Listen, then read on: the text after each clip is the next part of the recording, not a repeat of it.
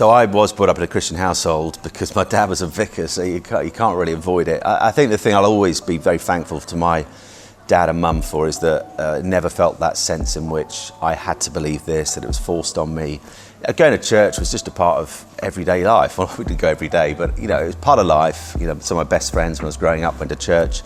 And as I grew older and began to question it for myself, I began to realise that this story, this figure of Jesus I read about in the Bible, was for real. And I've been a Christian ever since. It's not always been easy, and this has been without doubt the biggest test of that faith, because when something like this happens, and it happens very suddenly, you've stood there praying over your wife on the day that she's dying, that God will intervene, that God will heal her, that he will not leave his an 8-year-old boy without a mum, and then those prayers are not answered. It causes you to question absolutely everything about your faith. The very foundations on which your faith is built feel like they're crumbling.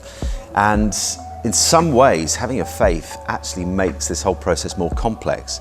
If you have no faith at all, I genuinely don't understand how people deal with no hope. But if you have no faith, there are no extra questions. There's a question, well, why did my wife get cancer? Why she died at the age of 40?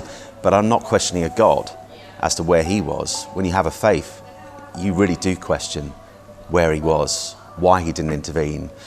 But I know in my heart of hearts, as time went on, I began to realise that God didn't ordain this, he didn't cause this to happen. This is part of, sadly, the broken world we live in. And the question of why he didn't intervene, I don't think I'll ever know the answer to. But when you are searching for hope in what feels like a hopeless situation, I just felt letting go of my faith was really not the answer. And it, at times, was literally one fingernail that you're holding onto it by.